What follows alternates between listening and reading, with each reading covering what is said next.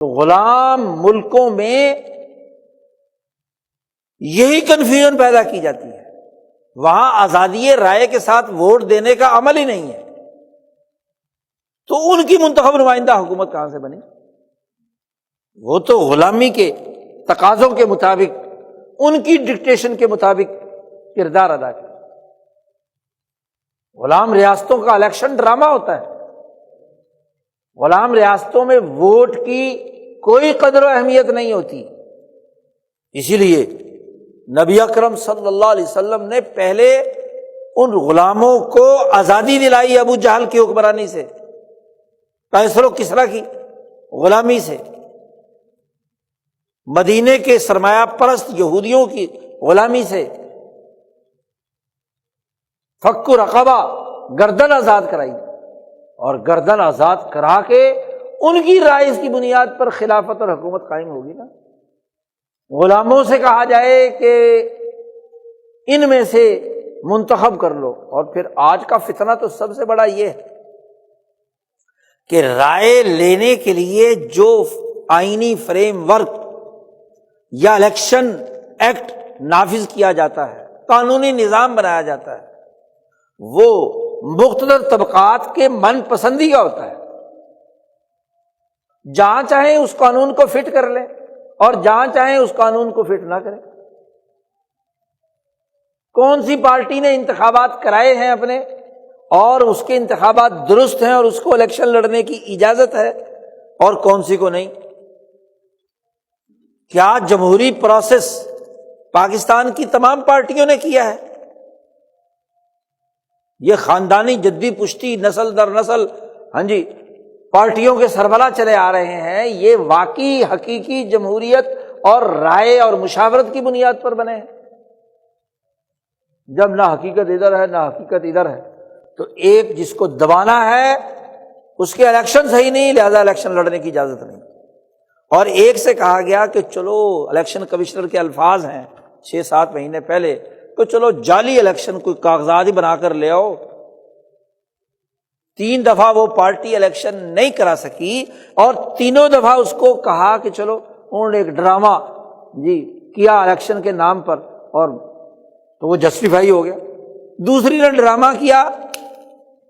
اس کو کہا کہ نہیں تم اس قابل نہیں۔ تو جہاں آئین اور قانون سے کھلواڑ کیا جائے،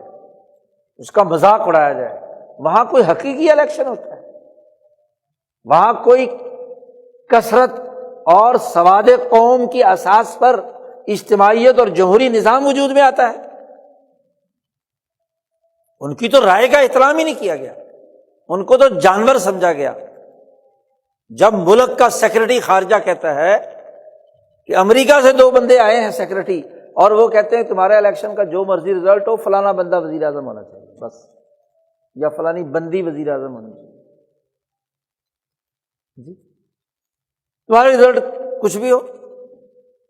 اس سے بڑا اور کوئی ثبوت ہو سکتا ہے کہ وہ الیکشن محض ان جاہل لوگوں کو، عام آدمیوں کو پروپیگنڈے کے زور پر یہ باور کرانا ہے کہ تمہاری منتخب حکومت۔ یہی تو مدینہ کے منافق اور یہودی وہاں کے عام مسلمانوں میں پروپیگنڈا کر رہے تھے، اسی کو تو اللہ میں نے کہا یا ایھا الذین آمنوا اتقوا اللہ، جو ایمان رکھتے ہو وہ تقوی اختیار کرو، فرق اور امتیاز سمجھو، اور وَلْتَنْظُرْ نَفْسٌ مَّا قَدَّمَتْ لِغَدٍ، 8 فروری کے بعد تم اپنے نفس کے لیے کیا کرنے چلے ہو اس پر نظر رکھو، غور و فکر کرو کہ کیا تمہارے نفسوں کے ساتھ ہونے والا ہے۔ تم نے اپنے نفس کے بنیادی حقوق اس کو نظر انداز کر دیا، علمی طور پر بھی، قلبی طور پر بھی، نفسی طور پر بھی، سیاسی طور پر بھی، معاشی طور پر بھی، فکری طور پر بھی۔ تمہیں تو اپنی تمام چیزوں پر نظر رکھنی ہے، شعور بلند رکھنا ہے، حقائق کا ادراک رکھنا ہے، اس کے مطابق رائے بنانی ہے، رائے ضرور بنانی ہے۔ اپنا ووٹ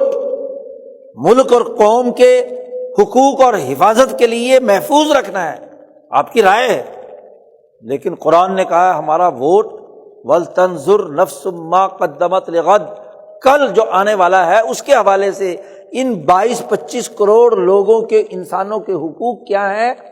ان کو ملیا میٹ کر کے، ان کو طاق نسیان پر رکھ کر، ہاں جی، ان کے حقوق کو پامال کر کے رائے دی جائے گی، یا ان کے مفاد اور ان کے حقوق کے تحفظ کی بنیاد پر اپنے ووٹ کی حفاظت کی جائے۔ یہ وہ بنیادی ذمہ داری ہے جو قرآن حکیم مسلمانوں پر عائد کرنا چاہتا ہے، کہ یہ آیات مبارکہ اور یہ احادیث مبارکہ ہمیں یہ شعور دیتی ہیں کہ ہم لگ کر کسی کے پیچھے، کسی کی باتوں میں آ کر، کسی کے ڈرامے کے پیچھے چل کر اپنی رائے بنا لیں اور اپنے نفسوں کو بھلا دیں، اپنے حقوق کو چھوڑ دیں، اپنی رائے کو بکاؤ مال بنا دیں، اپنے ووٹ کو ہر نتھو خیرے کے حوالے کر دیں،